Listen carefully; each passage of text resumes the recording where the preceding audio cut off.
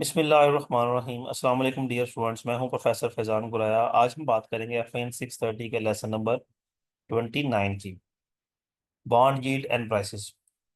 अब इसमें सबसे पहले जो हम बात करेंगे बॉन्ड यील्ड की, तो बॉन्ड यील्ड का कॉन्सेप्ट सेम इंटरेस्ट रेट का है।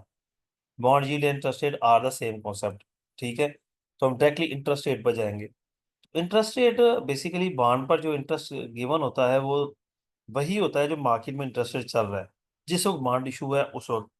उसके बाद मार्केट में जो इंटरेस्ट रेट चेंज होता है वो उसी के मुताबिक फिर वो एडजस्ट होता रहता है।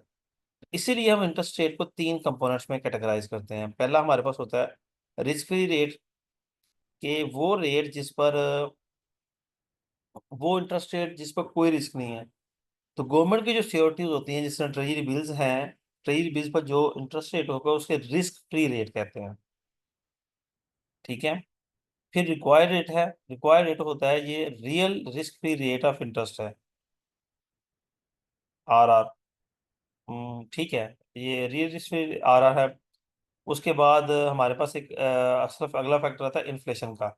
इसमें एक और होगा एक्सपेक्टेड रिटर्न, जो मार्केट रिटर्न होता है, जो मार्केट में प्रिवेल कर रहा है। वो यहाँ पे उसने मेंशन नहीं किया हुआ।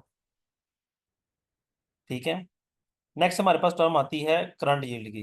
करंट यील्ड बेसिकली फाइंड करते हैं हम कूपन इंटरेस्ट को डिवाइड करते हैं करंट मार्केट प्राइस पर जो हमें कैलकुलेट की है। अब इसको मैं दिखाने के लिए अगर पिछले लेक्चर पे जाऊँ तो ये देखें, मैंने करंट मार्केट प्राइस कैलकुलेट की। मेरे बॉन्ड की प्राइस 1000 थी, तो इंटरेस्ट रेट चेंज होने की वजह से मेरी करंट प्राइस जो है वो 10 20 45 आई है।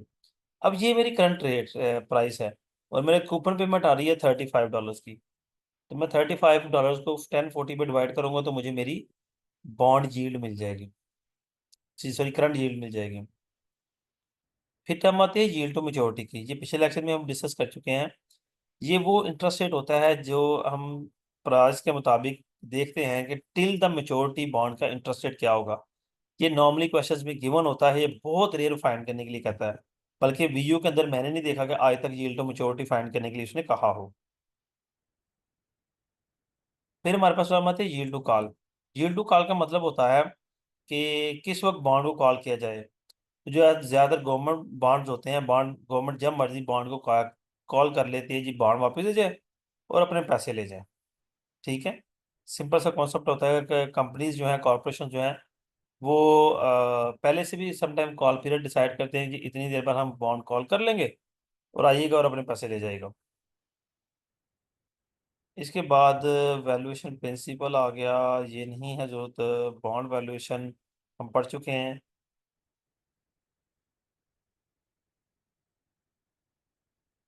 जी ये यहाँ पे बात वही वही वही कर रहा है जो मैंने पिछले लेक्चर में भी की थी, कि जब इंटरेस्ट रेट चेंज होता है तो हमारे बॉन्ड की प्राइस चेंज हो जाती है। तो उसका मतलब है बॉन्ड की price over the period of time change होती रहती है, क्योंकि इंटरेस्ट रेट में इफेक्ट आता रहता है, बॉन्ड की मेच्योरिटी वैल्यू चेंज हो रही है with the passage of time, और उससे क्या होता है इंटरेस्ट रेट जो है वो चेंज होता रहता है।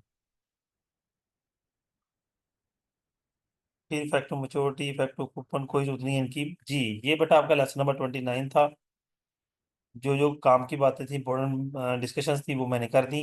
अगर आप लेसन को इतने अच्छे तरीके से सुनते हैं, काफ़ी हद तक अभी कॉन्सेप्ट भी क्लियर होंगे और आप पेपर देने के लिए भी आप जो है इजीली पेपर को भी अटेम्प्ट कर सकेंगे। जी स्टूडेंट्स, लेक्चर अगर अच्छा लगा हो तो वीडियो वीडियो को लाइक, वीडियो कमेंट करना और चैनल को सब्सक्राइब करना हरगिज़ ना भूलिएगा। अपना ख्याल रखिएगा। अल्लाह हाफिज़।